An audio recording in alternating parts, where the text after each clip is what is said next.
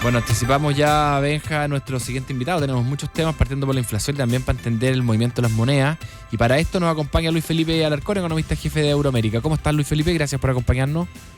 Muy bien, gracias. ¿Cómo están ustedes? Bien, gracias. Oye, partamos por la inflación, Luis Felipe. Salió el IPC en cero, se esperaba 0,1.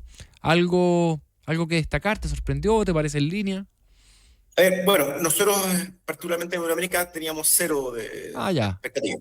Sí, nos habíamos jugado porque, o sea, al final yo creo que lo que dirimió esto es que iba a tomar el INE respecto a las tarifas eléctricas, porque hubo movimientos al alza y a la baja, y al final solamente tomó el efecto de las compensaciones a la baja. Y eso yo creo que fue lo que, en definitiva, inclinó la balanza para que esto fuese a cero. Ahora, dentro de también nos sorprendió a la baja tres divisiones que no las teníamos un poco en el radar, que teníamos básicamente en cero, que son restaurantes y alojamiento, seguros y servicios financieros y bienes y servicios diversos. Eso fue un poquito... Ahora, no fueron grandes bajas, pero al final del día esto compensó también algo que no pensábamos que iba a subir tanto, que era el transporte interurbano, que subió bastante más de Sí, lo que subió. bueno, en el caso de la energía, que es como parte de los componentes volátiles, cayó 1,3.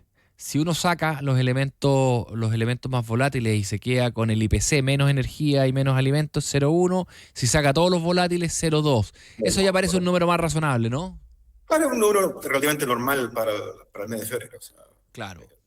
Para nada del adelante. otro mundo. Ahora, con esto la inflación en 12 meses cae a 2,4, que era también lo teníamos dentro de las proyecciones. Sabíamos que en estos meses la inflación se iba a ir más cerca del 2 que del 3%. Bueno, ahora, de, con todo lo que está pasando, lo más probable es que sobre todo si hay persistencia, este escenario no dure mucho y tengamos nuevamente Claro, inflación. bueno, de hecho esperábamos caídas estos meses en la inflación Correcto. porque se están saliendo meses del año pasado que tuvimos inflaciones muy altas por las tarifas eléctricas, justamente.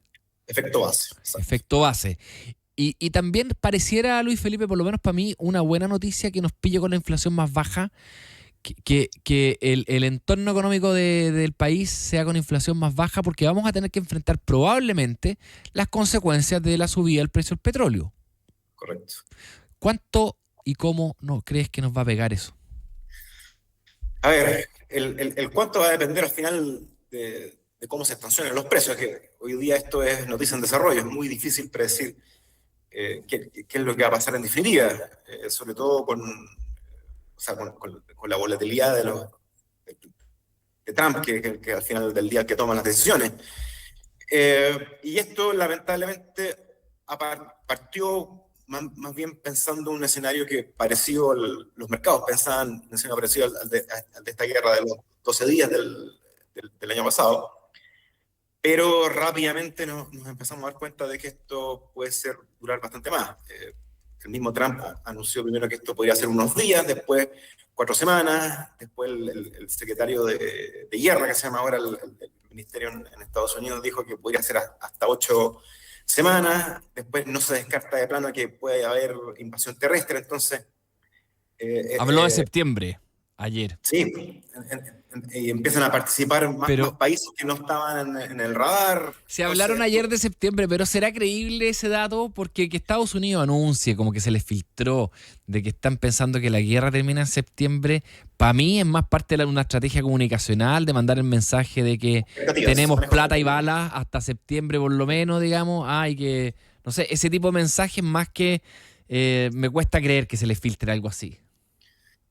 Sí, y más encima hay un tema político entre medio, están las elecciones de las midterm elections en Estados Unidos, legislativas.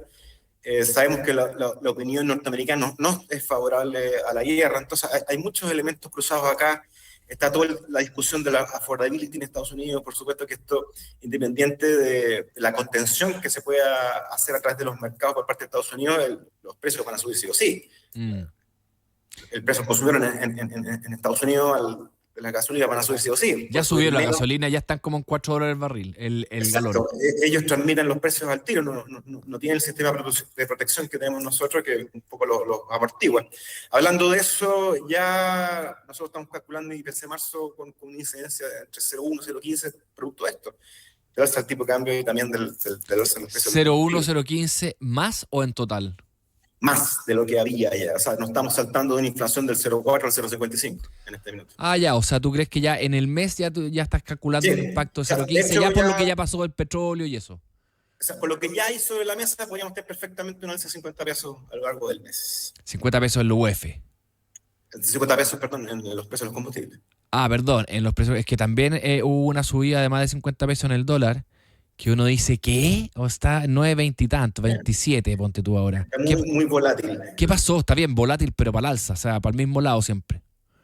No, y acuérdate que el día martes hubo un bajón relativamente grande, del ¿Verdad? miércoles vuelve a subir, y bueno, y ahí, ya se ha estado, y hoy día ya anduvo hasta cerca de 9,27, por lo menos que fue la última vez que revisé las pantallas. ¿Y por qué crees, Luis Felipe, que ha subido tanto? Porque, A ver, estamos teniendo en general un castigo a los activos relativamente grande, porque esto también le está pegando fuerte al IPSA. Las tasas estaban un poquito más defensivas. Lo que está pasando, yo creo que son dos cosas.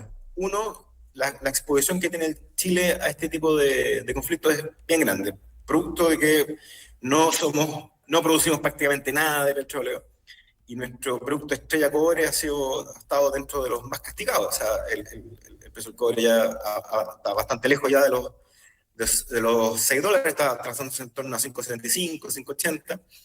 Y también hay un efecto de que en el acumulado de los últimos 2, 3, 4 meses, IPSA, el peso habían sido de los activos que habían tenido el mayor rendimiento. Entonces, los que manejan portfolios liquidan, por sobre todo, parte por lo que estaba más caro.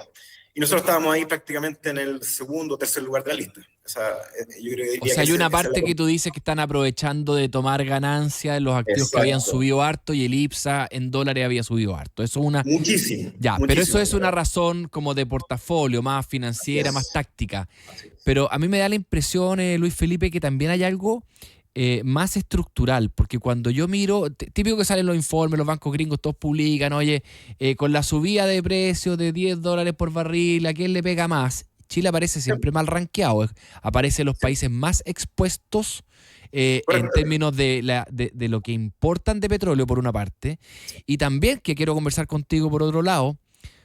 Oye, en el pasado también nos pegaba harto el petróleo, pero teníamos un montón de plata, ahorros, reservas y teníamos herramientas para combatir. Y hoy día nos pilla El bastante FES peor casi vacío. parados. ¿Ah? Yes. Con el Fondo de Estabilización Económica y Social casi vacío. Claro, pues. Entonces, tú, ¿qué efectos de verdad en economía real crees que están viendo los inversionistas extranjeros para pegarle tan fuerte a nuestra moneda? Es eso. Tenemos una mayor exposición por el lado de los commodities, que ya lo hemos explicado, y aparte una posición fiscal delicada. O sea, no tenemos el colchón que teníamos previo a la pandemia, y aparte en una posición fiscal que estamos sobregirados, no tanto por los gastos, sino que por toda esta mala estimación que se hizo de los ingresos. Y que ha producido, sobre todo este último año, un forado en el balance estructural muy, muy grande. Y que eso tiene que ser subsanado y, por lo tanto, el espacio para hacer política fiscal expansiva ante un escenario como el que estamos viviendo, por sobre todo si se alarga, es bastante nulo. O sea, ¿tú crees que estamos empezando a pagar los costos de esa, no sé si llamarlo irresponsabilidad fiscal o no sé cómo catalogarlo? Catalógalo tú mejor.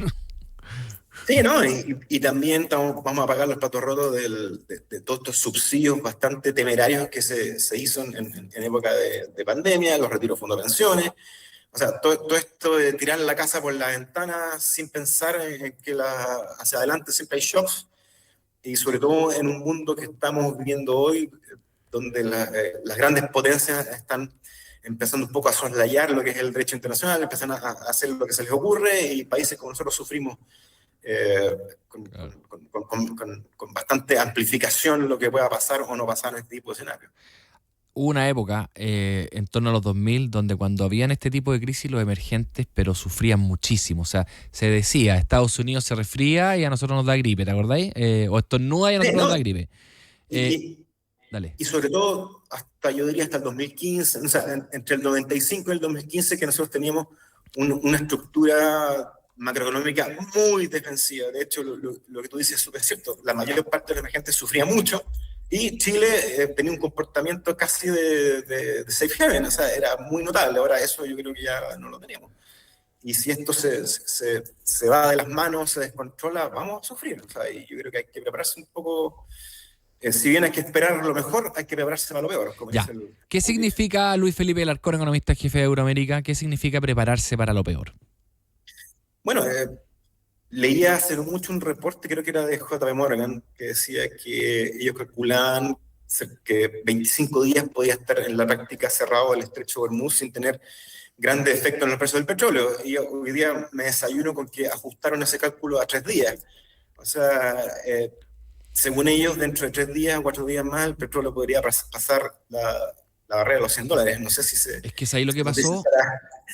estará correcta o no. Yo lo comenté, Entonces, antes de que empezara a conversar contigo. Yo vi unos gráficos de cómo habían cambiado el tráfico por el estrecho de Hormuz en momentos de crisis, ¿ah? En varios otros momentos de crisis. Y claro, es normal que haya disminuido. En el pasado también disminuyó el tráfico por el estrecho de Hormuz, pero no al nivel que lo vimos ahora. Entonces, prácticamente no está pasando nada, ni un naviero por el estrecho. Y antes sí pasaban uno que otro, qué sé yo. Entonces, eso me imagino que es lo que acelera los cálculos de JP Morgan. asumo que debe ser eso, y eso es obviamente preocupante. O sea, ya un precio del petróleo que se estacione o cruce los $100 es un shock de oferta muy, muy relevante y que prácticamente nos deja con las manos atadas, porque no es mucho lo que se puede hacer al respecto. Tampoco puedes bajar mucho más la tasa pensando que ya está en torno a dólares neutrales. De hecho, eh, es muy difícil ya, si este escenario es el que va a estar vigente para el 24 de marzo, que es el día de la reunión de política monetaria, yo veo pocas chances de que el central pueda bajar la tasa. Claro. Eh, de hecho, también si tú revisas los mercados monetarios, en particular de Europa, también borraron las alzas que tenían, o sea, perdón, las bajas que están internalizadas, incluso dejaron un 75% de chances de alza. En Estados Unidos la cosa ha sido un poquito más defensiva. Antes del conflicto habían más o menos 2 recortes metidos adentro, ahora había como un recorte de 0.4 para lo que es este año. Pero nada en el corto plazo, o sea, todo apuntando hacia el segundo semestre. Oye, Luis Felipe Alarcón, pensando que ya la próxima semana va a tener cambio de gobierno y este gobierno ya viene con la idea de recortar originalmente solo 6.000 millones y capaz que más incluso por cómo cerramos el año pasado. ¿Cómo cambia, si es que en algo, esta situación que estamos enfrentando? Digamos que tenemos, para el cambio mando tenemos el petróleo en $100 y que la guerra sigue como está. ¿Hay algo que tú creas que deba ser distinto de lo que ha anunciado el gobierno entrante? Se complica bastante todas las intenciones que había en un comienzo, porque sabemos que venían con toda la idea de recortar impuestos, recortar gastos, el Banco Central que iba a bajar la tasa. Todos esos planes yo creo que si este escenario se mantiene va a tener que entrar un poco en stand-by y revisar bien en el fondo cómo puede, o sea, cómo las variables que se están modificando hoy día, sobre todo el precio del petróleo, puede afectar a la economía local y en el fondo empezar a pensar en medidas paliativas. Y eso, por supuesto, que te pueda llevar a cambiar radicalmente los planes que tú tenías adentro. Me recuerda un poco el escenario, por ejemplo, en Piñera 1.0, que con el terremoto prácticamente cambiaron las prioridades totalmente. Y eso, o sea, yo sé que son cosas distintas, pero un terremoto y una guerra en Medio Oriente, pero tienen efectos en la economía y no nos podemos hacer los lesos.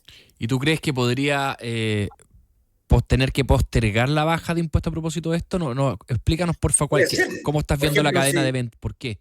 Si se deciden hacer subsidios a los combustibles, eso es carísimo, demanda muchos recursos y, por supuesto, eso juega en contra de cualquier política fiscal restrictiva y, sobre todo, si en paralelo pensabas en recortar impuestos corporativos. O sea, son cosas que hay que empezar a revisar con bastante calma. No quiero decir que ese va a ser el cambio de escenario, porque todavía es un poco prematuro asumir que la realidad que estamos viendo hoy día en los mercados financieros o los mercados petroleros va a ser la tónica de aquí para adelante, porque las cosas pueden cambiar rápidamente, pero hay que empezar a pensar que tal vez este escenario de riesgo empiece a ser más persistente de lo que uno creía, y por supuesto eso tiene efecto, y hay que considerarlo.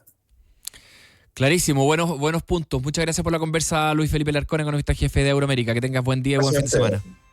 Vale, bien. Nos vemos, chao.